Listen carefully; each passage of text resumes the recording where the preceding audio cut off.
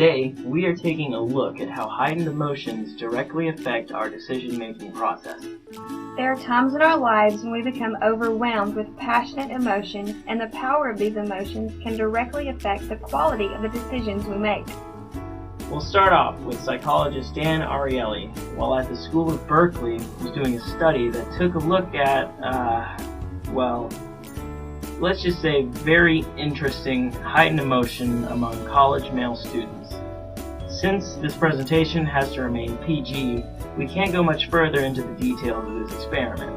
Now, Ariely was looking for how his chosen emotion, along with other impassioned states such as anger, happiness, annoyance, sadness, etc., can hinder a person's ability to make intelligent and rational decisions.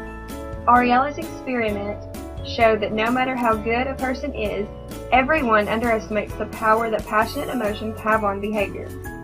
It is as if you change into an entirely different person when under the influence of your emotions.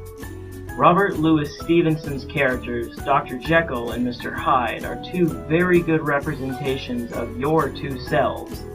Dr. Jekyll is a representation of your everyday self, but when Mr. Hyde comes in, there are no remnants of the logical Dr. Jekyll, and your passionate state now runs the show. This presentation is to show you, the viewer, the importance of recognizing heightened states of emotion and how to handle the situation in a logical and intelligent manner. Now, heightened states of emotion, we'll call them hot states, can arise from many situations, and learning to recognize these hot states can assist you in better decision-making while under their influence. Without the recognition of hot states, your actions are more likely to be illogical and can lead to negative outcomes. Let's say you're walking down the street with your significant other, and some huge dude on the other side of the road is calling out unflattering things to them. Logic dictates that you should definitely not go over and fight this guy, this massive dude. But your mind is in its hot state, which means that logic is more or less out the door. So, you have the great idea to go and confront the giant, and now you're in the emergency room with 7 broken bones and a concussion. If you had recognized your hot state and applied your logical self, or cool state thinking, you probably would have thought, maybe I shouldn't fight this guy, and this whole situation could have been avoided. Learning to recognize your different areas of hot states will give you more experience in how it affects you, and you can then use that experience to better handle hot situations. Bridging the gap between your logical state of mind and your heightened state of mind allows you to make more intelligent, logical decisions while in an impassioned state.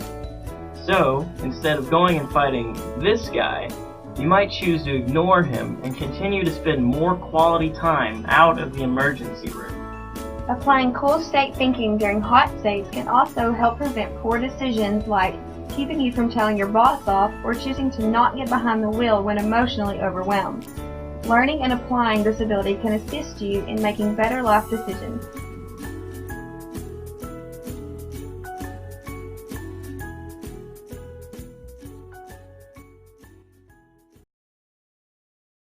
Created using Powtoon.